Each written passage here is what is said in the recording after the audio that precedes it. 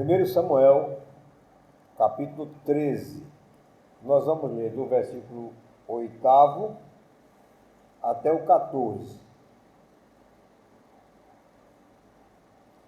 Diz assim: Esperou Saul 7 dias, segundo o prazo determinado por Samuel. E não vindo, porém, Samuel a Gilgal, o povo se foi espalhando dali. Então disse Saul: Trazei-me aqui o holocausto e ofertas pacíficas. E ofereceu o holocausto. Mal acabara ele de oferecer o holocausto, eis que chega Samuel. Saul lhe saiu ao encontro para o saudar. Samuel perguntou: Que fizeste? Respondeu Saul: Vendo que o povo se ia espalhando daqui, e que tu não vinhas nos dias aprazados, e que os filisteus já se tinham ajuntado em Miquimás, eu disse comigo: Agora descerão os filisteus contra mim a Gilgal, e ainda não obtive a benevolência do Senhor. E forçado pelas circunstâncias, ofereci holocaustos. Então disse Samuel a Saul: Procedeste neciamente em não guardar o mandamento que o Senhor teu Deus te ordenou, pois teria agora o Senhor confirmado o teu reino sobre Israel para sempre. Já agora não subsistirá o teu reino. O Senhor buscou para si um homem que lhe agrada e já lhe ordenou que seja príncipe sobre o seu povo, porquanto não guardaste o que o Senhor te ordenou. Vamos orar. Senhor nosso Deus, nosso querido Pai, mais uma vez nos colocamos diante de Ti, Senhor, agora para expor a Tua palavra, para explicar, Senhor, a Tua palavra ao Teu povo. Ó Deus amado, a Tua palavra é muito rica, Senhor, é muito profunda também, e por isso, Senhor, eu me sinto muito pequeno para expor a Tua palavra, e preciso, Senhor, com toda sinceridade, da iluminação do Teu Espírito, da bênção do Espírito Santo sobre mim, para que eu possa dizer apenas aquilo que a Tua palavra diz, Senhor, nada além disso. Que não sejam as minhas palavras, mas sejam as Tuas palavras, Senhor, expostas, explicadas, ditas para o Teu povo, ó Deus amado. Ajuda-nos neste momento de exposição, que sejam momentos bons, agradáveis, de aprendizado, de edificação para a Tua igreja. E, Senhor, abre o nosso coração e o nosso entendimento para compreender a Tua palavra. É o que nós te oramos e pedimos em nome de Jesus. Amém.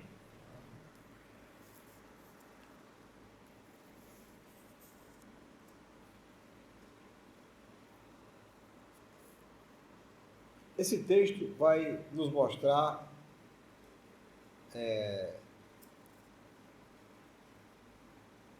que a obediência ao Senhor é algo que não pode... Tem que ser integral, tem que ser completa. Não tem outra forma.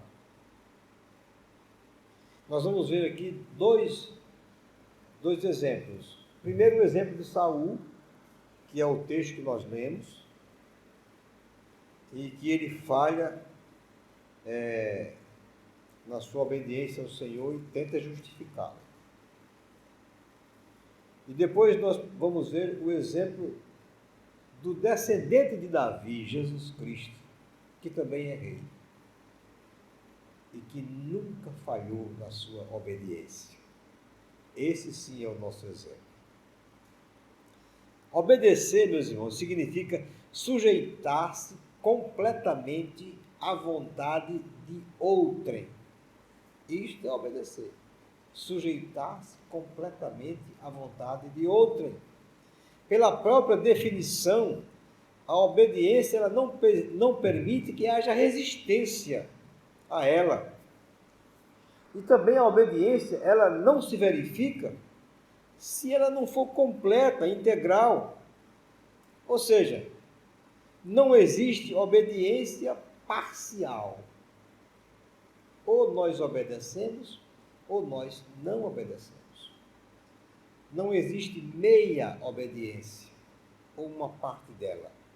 Ou nós obedecemos, ou nós não obedecemos. Considerando, meus irmãos, que a vontade de Deus é sempre boa, agradável e perfeita, é o que a Bíblia nos diz. A vontade de Deus é sempre boa, agradável e perfeita. Considerando também que a sua lei, a lei de Deus, é santa e o mandamento é santo, justo e bom, não cabe nenhuma justificativa de não obediência a uma ordem do Senhor. Não cabe. Seria uma grande tolice da nossa parte tentar justificar diante de Deus a nossa não obediência ao mandamento ou a uma ordem do Senhor. A primeira coisa que nós vamos fazer é olhar o contexto para que vocês possam entender o que aconteceu aqui. Para isso eu vou precisar de ler alguns outros textos de Samuel também. 1 Samuel capítulo 8, do verso 4 até o verso 7, e depois 1 Samuel 9, versículos 1 e 2, vão mostrar para nós o contexto, e aí nós vamos poder entender isto. Nesse contexto que nós vamos estudar, a primeira coisa que percebemos é que o povo pede um rei. No texto que eu falei a vocês de 1 Samuel, não o texto que eu li, mas o texto que eu vou me referir agora, 1 Samuel capítulo 8, versos 4 e 5, diz assim: Então os anciãos todos de Israel se congregaram e vieram a Samuel, a Ramá, e lhe disseram: Vê, já estás velho, e teus filhos não andam pelos teus caminhos. Constitui-nos agora, pois, um rei sobre nós, para que nos governe como o tem todas as nações. A primeira coisa que percebemos no contexto é que Israel pede um rei. Meus irmãos, diferentemente das nações circunvizinhas, o povo de Israel vivia uma teocracia, que tinha o Senhor como rei e Samuel como juiz. Mas Israel, ele não se contentou em ser diferente. Ele quis ser como as outras nações. Ele não quis ser diferente. Ele queria ser como as nações que estavam ao seu redor. Então, usando como justificativa a velhice de Samuel e a corrupção dos seus filhos, eles chegam a Samuel e dizem o seguinte: Constitui-nos, pois, agora um rei sobre nós, para que nos governe como tem todas as nações. A segunda coisa que nós vamos perceber aqui é que o povo rejeita o governo de Deus. Ao pedir um rei, o povo, na verdade, estava rejeitando o governo de Deus. Agora, versículos 6 e 7. Porém, esta palavra não agradou a Samuel, quando disseram: Dá-nos um rei para que nos governe. Então Samuel orou ao Senhor. Disse o Senhor a Samuel: Atende a voz do povo em tudo quanto te disse, pois não te rejeitou a ti, mas a mim, para eu não reinar sobre ele. A atitude do povo de pedir um rei, meus irmãos, foi na verdade um ato de rejeição do povo ao governo de Deus, que era o governo teocrático. Que coisa, né, irmãos? Um povo que tinha o Senhor como governo, rejeita esse governo, porque quer um governo igual aos outros. E a terceira coisa que podemos perceber no contexto é que o Senhor dá ao povo um rei, mas não segundo o coração do Senhor, segundo o coração do povo, como o povo queria. E agora nós vamos para 1 Samuel 9, de 1 a 2. Eu não vou ler o texto, mas o que o texto nos diz é que o escolhido para ser rei de Israel foi Saul. Saul era da tribo de Benjamim. O texto diz que ele era moço e tão belo que entre os filhos de Israel não havia outro mais belo do que ele.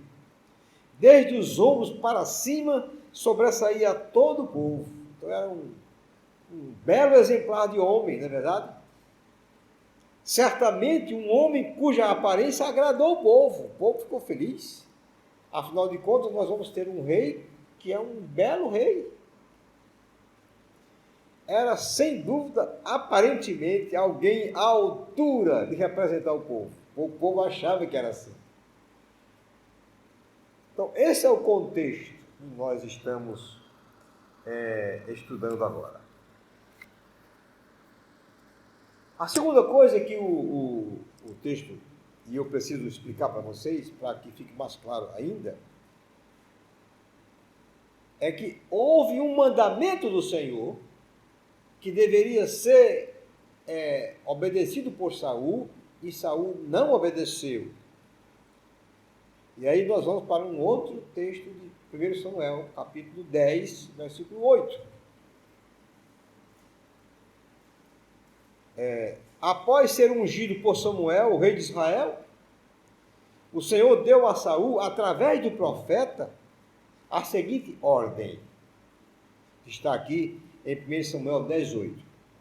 Tu, porém, descerás adiante de mim a Gilgal, e eis que eu descerei a ti, para sacrificar holocausto e para apresentar ofertas pacíficas.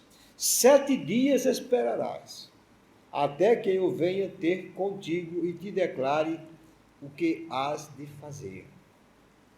Esta era a ordem, meus irmãos. Você vai, fica lá esperando 7 dias. Até, Samuel disse, até eu chegar. Para que eu possa oferecer o holocausto e dizer a você aquilo que o Senhor manda dizer. O texto que nós lemos como texto base começa agora, que tem a ver com a desobediência de Saul. E nós vamos ver, na verdade, o que acontece aqui. Nós utilizamos essa narrativa, porque essa narrativa que lemos faz referência exatamente a esse mandamento que o Senhor deu a Samuel, de ficar esperando em Gilgal até que ele chegasse para oferecer sacrifício.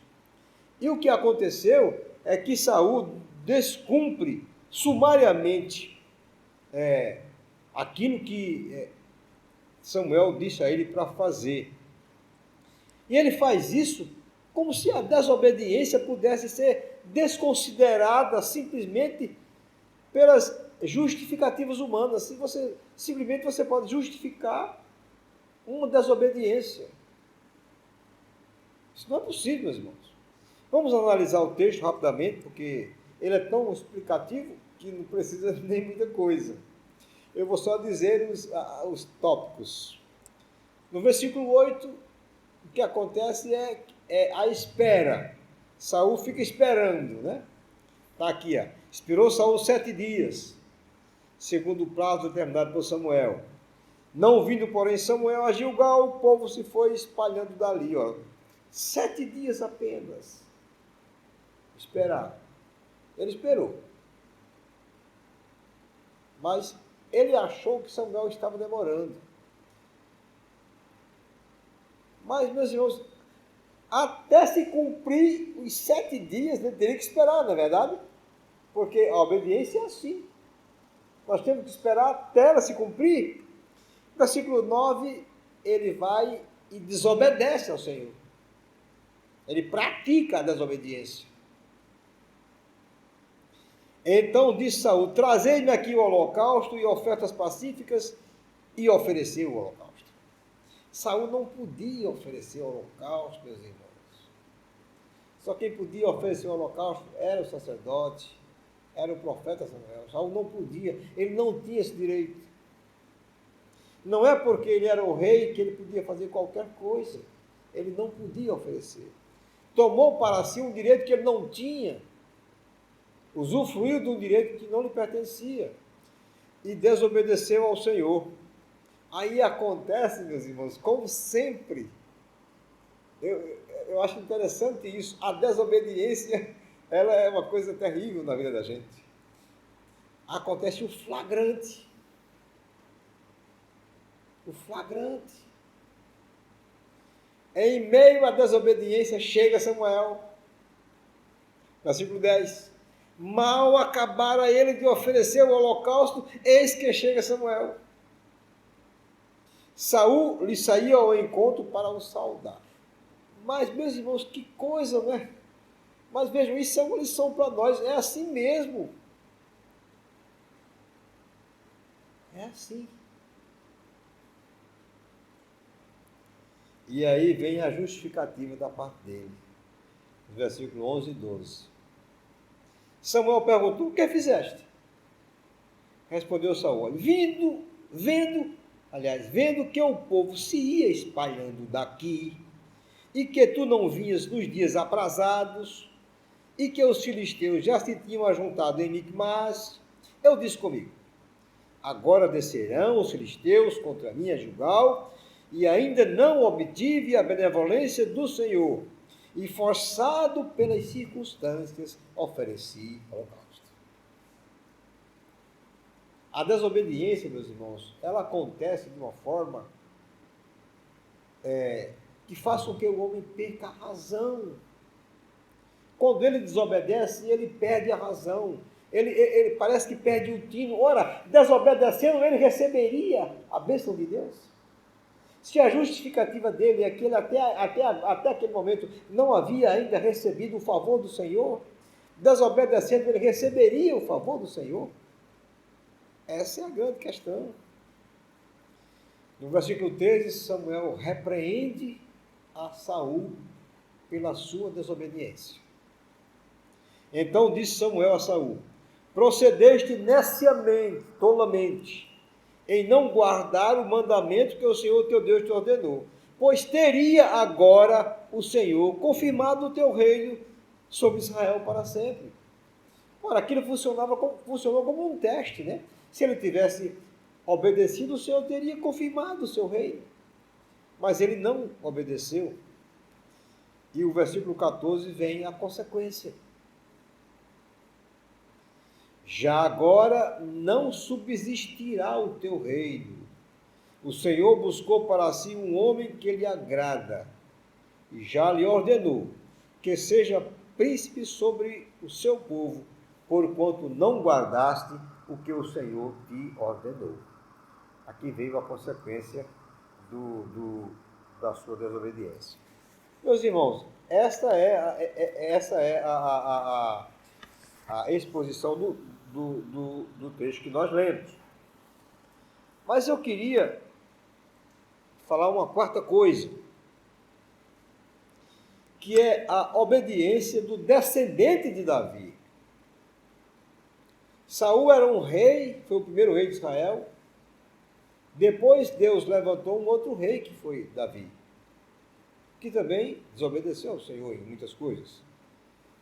Mas eu quero falar da obediência do descendente de Davi. E eu tenho certeza que vocês sabem quem é o descendente de Davi, não sabem? Jesus Cristo. É essa obediência que nos interessa. Ele é o nosso exemplo. Ele é o nosso modelo. É para ele que nós devemos olhar. Então nós vamos ver aqui algumas coisas com respeito à obediência do descendente de Davi. A primeira coisa que nós vamos perceber é que a soberania de Deus, ela é evidenciada nesse episódio aqui. Nesse episódio que aconteceu com Saul, é evidenciada a soberania de Deus, o Deus soberano que tem o controle de todas as coisas. Por exemplo, vamos ver a primeira. O Senhor prometera que o cetro estaria na casa de Judá. Isso nós vamos ver lá na bênção que Jacó dá, quando Jacó vai dar a bênção a todos os seus filhos, ele vai colocando a mão na cabeça de cada um e dando uma bênção para cada um. Quando ele dá a bênção para Judá, Judá não era o primogênito, mas quando ele dá a bênção para Judá, Gênesis 49, 10 a 9, diz assim, Judá é leãozinho, da presa subiste, filho meu, encurva-se e deita-se como leão e como leoa. Quem o despertará? Aí ele diz, o cetro não se arredará de Judá, nem o bastão de entre seus pés, até que venha Siló, e a ele obedecerão os povos. O cetro é como se fosse, significa o reinado, né? Quer dizer, os reis seriam de Judá. Mesmo Judá não sendo filho primogênito, como eu falei, nessa bênção, Judá exerceria a primazia sobre as outras tribos, mesmo não sendo primogênito. Mas Jacó dá uma bênção a ele, dizendo que o cetro não vai sair da sua tribo, né? Essa bênção de Jacó, contrariando o costume da época, porque ele não era o primogênito, tinha implicações redentivas. Isso faz parte de toda a soberania de Deus. O fato de Jacó ter abençoado Judá dessa forma, isso era toda a soberania de Deus sendo posta em ação. Vejam, Saul, rei segundo o coração do povo, era da tribo de Benjamim. Nós podemos dizer que, à semelhança de Adão, Saul não passou no teste de obediência, não é verdade? Adão não foi provado, não foi testado no pacto de obras e não passou no teste. Saul também, à semelhança de Adão, não passou nesse teste, como nós vimos que Samuel disse a ele que se ele tivesse obedecido, Deus teria aprovado o seu reino. Isso fica claro quando Samuel fala, teria agora o Senhor confirmado o teu reino sobre Israel para sempre. Mantendo o seu plano redentivo, o Senhor tira Saul e levanta Davi, rei de Israel, homem segundo o coração de Deus. As Escrituras registram que, exceto Saul, todos os reis de Judá foram da descendência de Davi, exceto Saul. Mas de Judá, todos os reis foram da descendência de Davi. Então vejam, a soberania de Deus está nesse episódio aqui, de forma muito clara. A segunda coisa que nós vemos é que o plano redentivo é cumprido no descendente de Davi. Ele não é cumprido em Davi, ele é cumprido no descendente de Davi. O plano de redenção de Deus. Vamos ver. O rei Davi também desobedeceu ao Senhor, não desobedeceu? Quebrando a sua lei.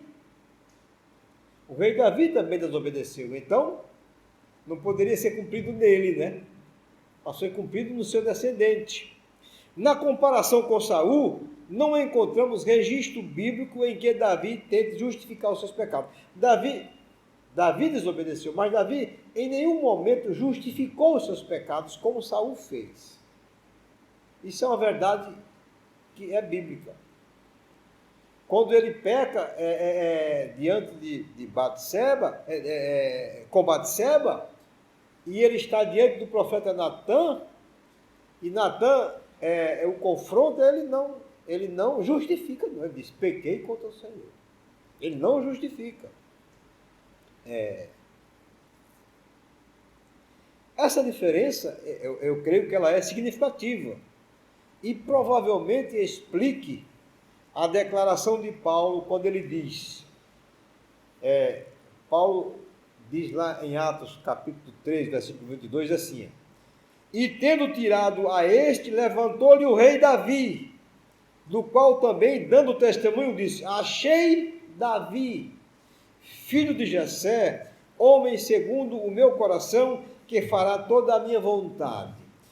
Talvez, meus irmãos, o fato de Davi nunca chegar diante de Deus tentando justificar os seus pecados, mas arrependido deles, e ele faz isso de uma forma maravilhosa no Salmo 51, não é, meus irmãos? Maravilhoso no Salmo 51. Que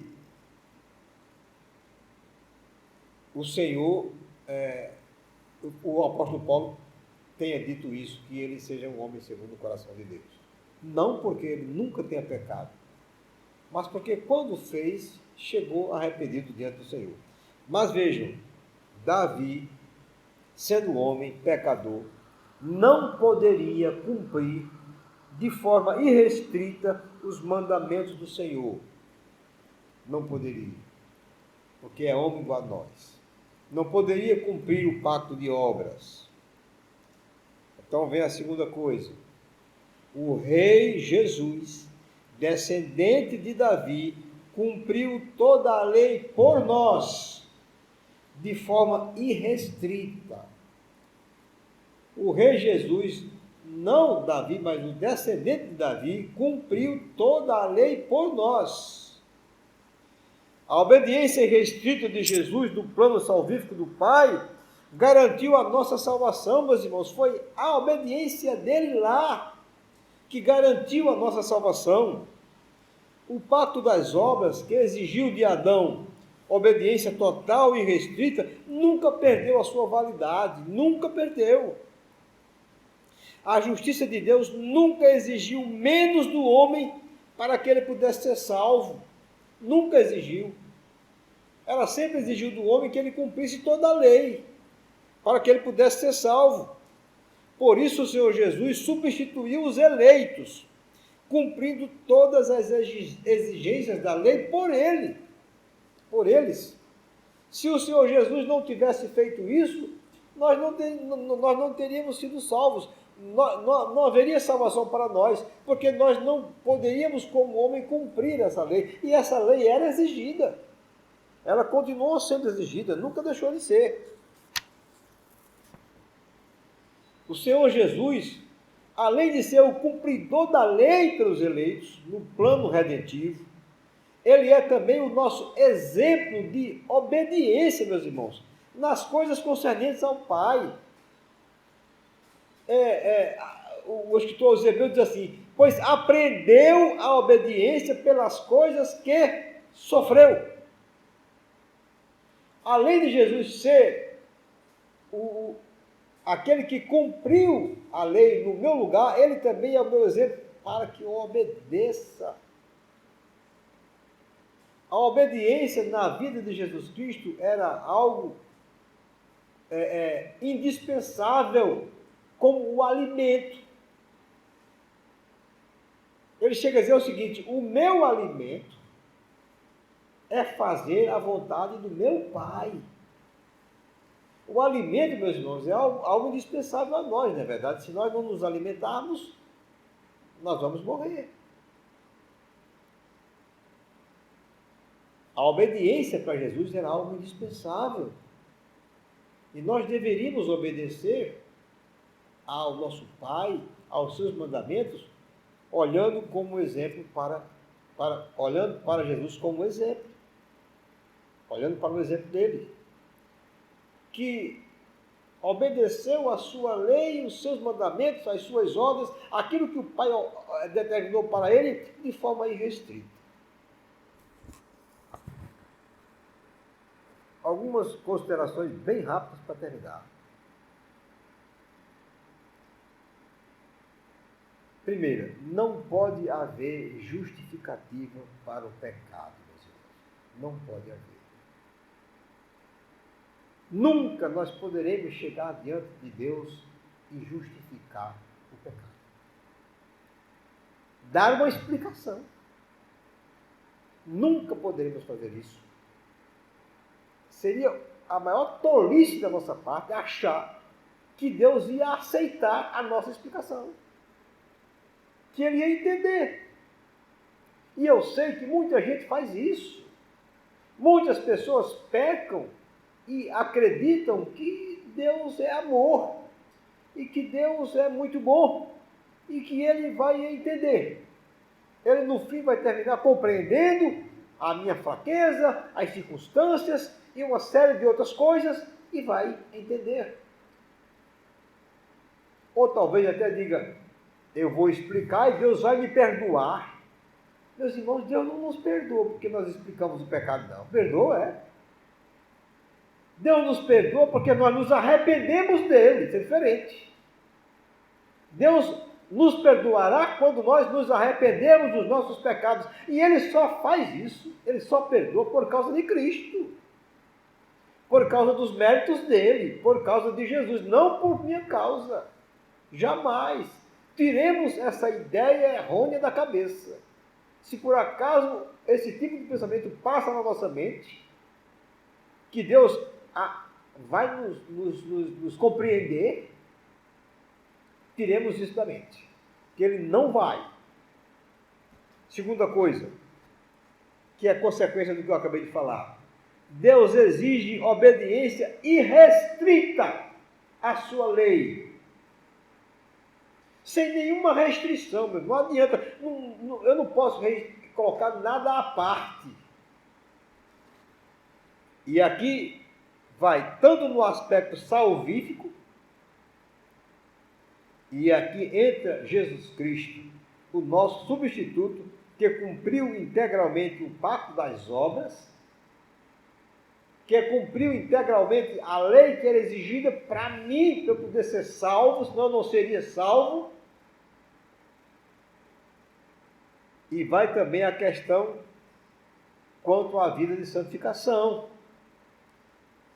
Cristo, nosso exemplo perfeito de obediência ao Pai, porque santificação tem a ver com obediência. O que é santificação? É obedecer aos mandamentos do Senhor.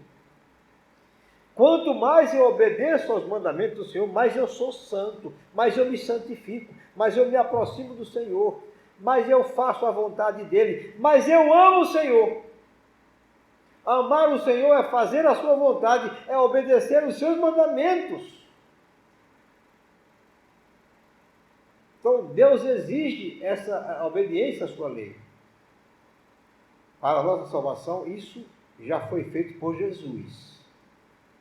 Nós não temos que obedecer à lei de Deus para ser salvo, porque não seríamos, até porque o Senhor Jesus já fez isso por nós.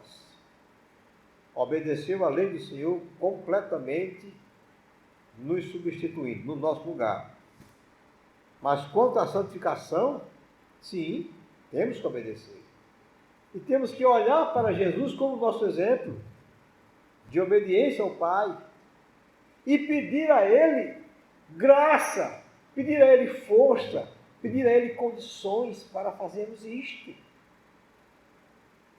para sermos santos, para andarmos nos caminhos do Senhor.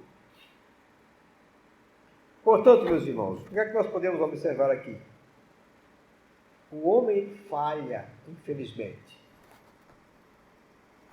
Não só Saul. Saul falhou, é um exemplo bíblico, registrado. Mas nós falhamos também em muitas outras coisas. Mas Jesus não falha. Então Ele é que é o nosso Senhor.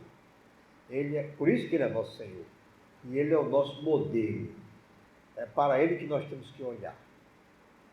Amém? Que Deus nos abençoe, meus irmãos.